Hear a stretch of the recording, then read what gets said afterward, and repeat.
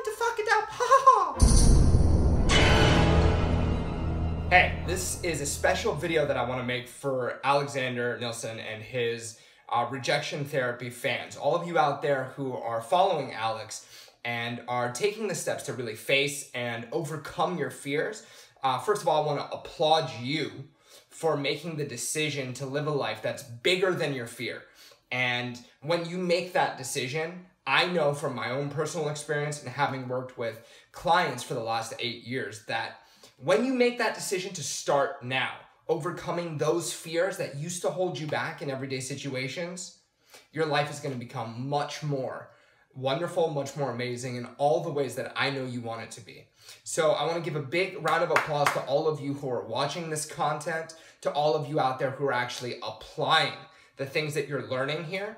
And I wanted to make this video because I'm such a huge fan of what it is that Alex is doing. And there are two approaches that we can take when it comes to fear. And the first approach is actually the one that Alexander has been doing. If you're following his rejection therapy exercises and you're out there and you're actually doing the rejection therapy exercises, good. What you're doing neurologically, for those of you who are interested in the science of it, it's not that so much that you're reducing fear, even though you'll experience a reduction in fear. It's that you're building courage. And that is a very important asset for you as a human being. In my work, I work with entrepreneurs, real estate agents, business owners, and a very, very important part of how you are as a business person is how you deal with fear, stress, anxiety, because those are all parts of the nervous system. They're this part of the same nervous system, and it is going to determine how you show up in your business. So it's one thing that I help all of my clients do. And so building courage so that you become more courageous and those fears don't bother you anymore, you can kind of brush them off to the sides because now, after having done rejection therapy and stuff like that, your courage muscles become stronger. That's incredibly important. I want to share with you today a different process because the other way of handling fear is to understand that fear is not a thing.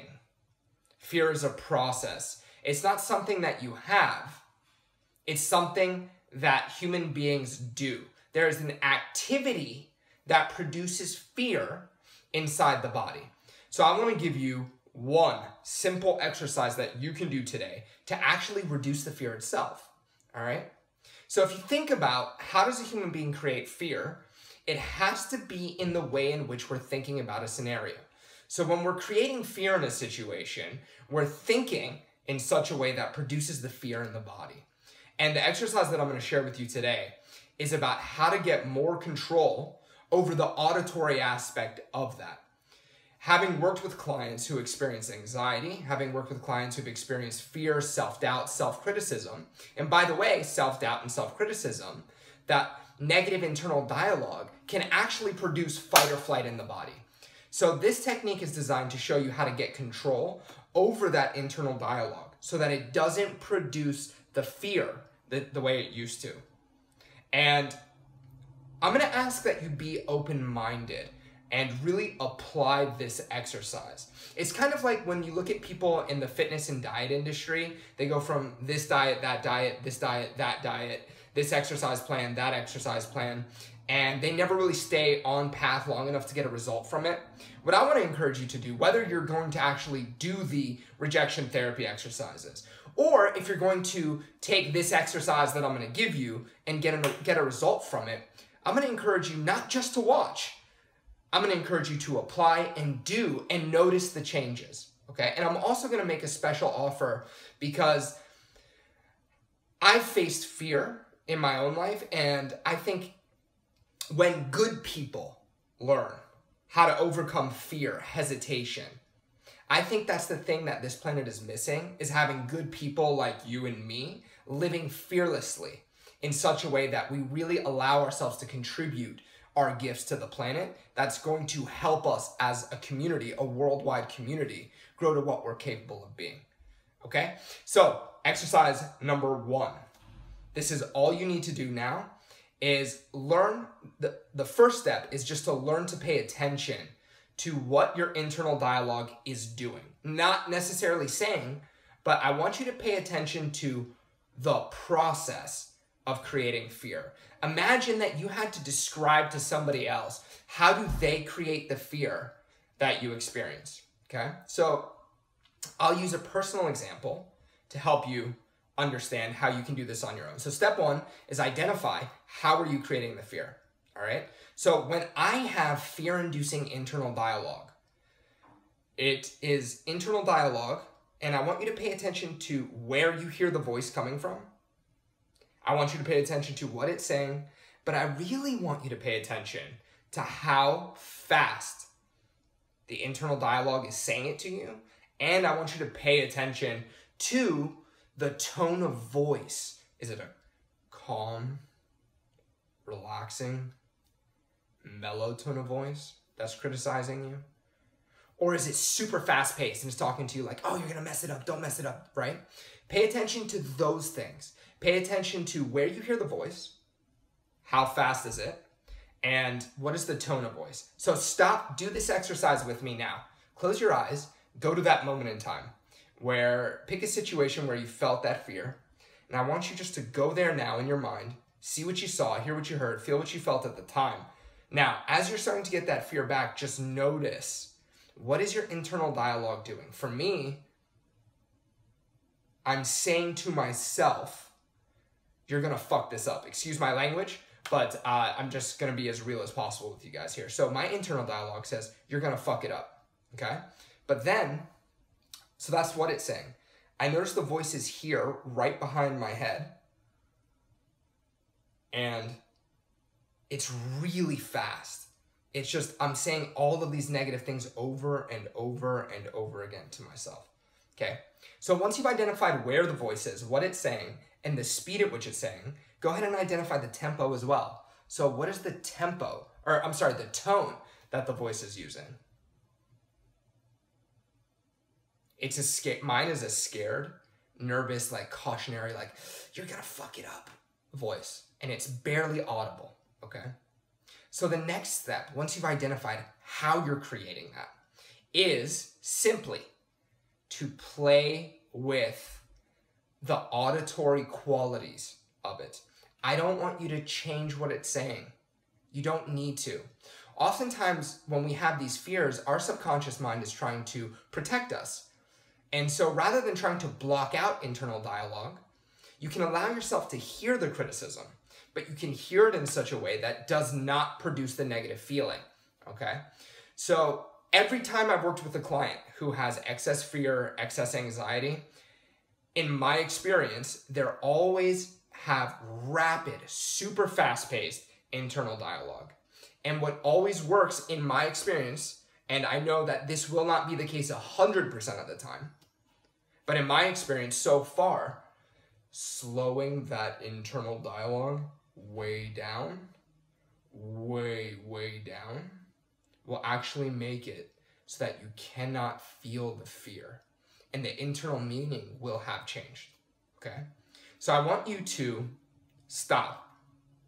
I want you to listen to the same internal dialogue, only this time I want you to imagine slowing it down by 1/3 the speed. So for me, it would be, you're gonna fuck it up, right? But I'm gonna slow it down by 1/3. So for me, it's now, you're going to fuck it up.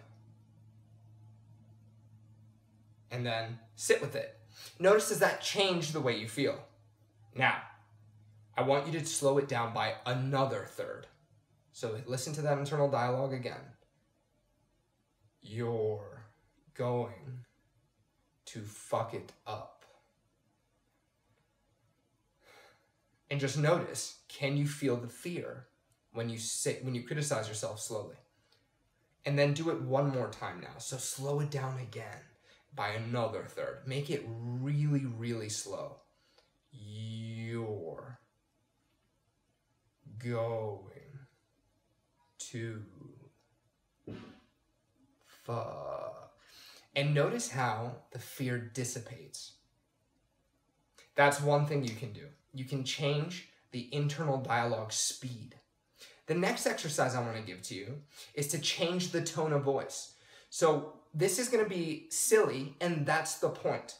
We want to make that internal criticism absolutely ridiculous. So I want to encourage you to think of a hilarious tone of voice that when you hear that tone of voice, you cannot take the internal dialogue seriously anymore. Okay? So for me, that might be Borat. That might be Count Chocula, which is a cereal. Count Chocula is a cereal brand that we have here, and the character speaks like, "I am going to count down 3, what?" Or you could do Mickey Mouse, "Ha ha, we're going to talk in a very strange way." Because when you make that internal dialogue sound ridiculous, it will not be fear-inducing. So the next thing is to pick a tone of voice that is silly or humorous to you. So I'm going to do Count Chocula, okay? So I'm going, "You're going to fuck it up, You're going to fuck it up, And go be in that situation where you would normally be fearful. Hear that same internal criticism, but make it sound like Count Chocula, for example. "You're going to fuck it up, And notice how you can't feel bad when you hear that criticism that way, okay? And the third option that I want you to play with. So far we've worked with changing the tempo. We've worked with making it sound silly. And the third option I want you to do is change the location, okay? So for me, the location was right here. I want you to imagine just bringing it out in front of you at the tip of your thumb. And I want you to hear that internal dialogue from that location as if it's speaking to you from your thumb. And notice how when it speaks to you from here, you're going to fuck it up. It doesn't bother you the same way, okay? Now, for me personally, the change that's made the most difference is volume. So I actually turn the criticism up so that I can hear it loud and angry. So it's like, "You're going to fuck it up." And when I hear it that way, I can't take it seriously because that's my natural response to aggressive criticism. I just think it's stupid. So for me, I'll actually even do it full tilt in my head. And notice that when I do that, I can't feel bad about it anymore, all right? So your challenge, if you want to begin to gain more freedom, is to simply write down, get out a pen and paper, sit down, think about the last time that you felt that fear. And I want you to write down all the things that your internal dialogue says to you. Make a list. The next thing I want you to do is really close your eyes, pay attention to where you hear the voice. Write down the location. Is it coming from the left? Is it coming from the right? Is it behind you, in front of you? And then I want you to write down the speed at which it's talking to you. How fast are you hearing this internal dialogue? Is it life size? Is it faster than life size? Again, in my experience, I found that for most people, it's going so fast that they can barely hear it. It's just they're catching the meaning of it and it's producing fear in the body, okay? Listen to the tone of voice. Make sure you write down, what is the tone of my internal dialogue?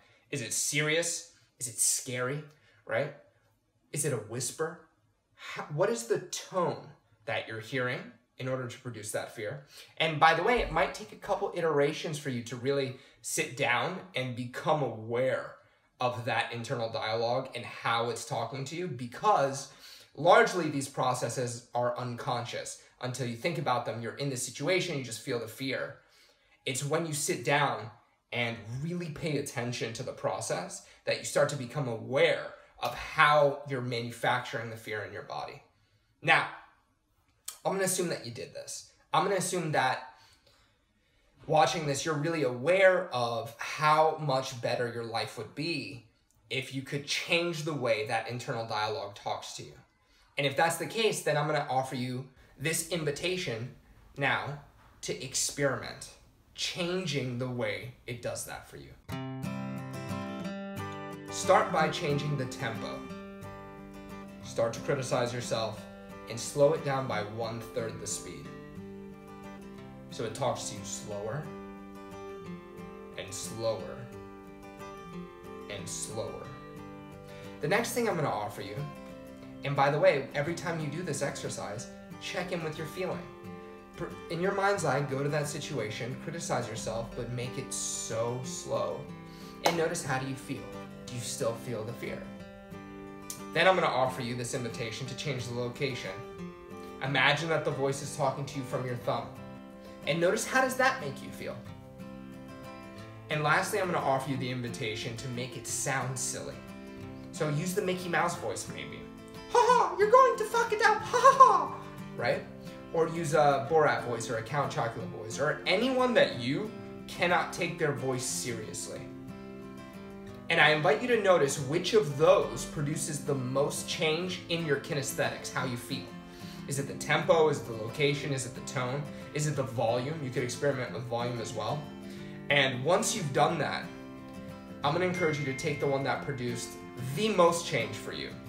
And I'm going to encourage you to go ahead and practice that daily for 7 days. This is my challenge to you, is to make that negative internal criticism ridiculous by deliberately, consciously practicing it over and over and over and over and over until your unconscious mind begins to pattern it and you can no longer take it seriously. You'll know, because day by day, you'll start to notice that you're more present. You'll start to notice that you're not affected in those situations anymore. All right? And then I'm going to also offer you this invitation. This process works. And so I'm willing to guide you through this process. Anyone who's willing to do this exercise with me on a Zoom call and allow me to record the process, I'm going to walk you through this process for free. Okay? So I have tremendous hopes for you watching this video. I have tremendous hopes that you guys get out there, conquer your fears. Learn that you are doing it, and learn how to undo it. There's that great quote where they say that those who will be successful in the 21st century are those who can learn, unlearn, and relearn.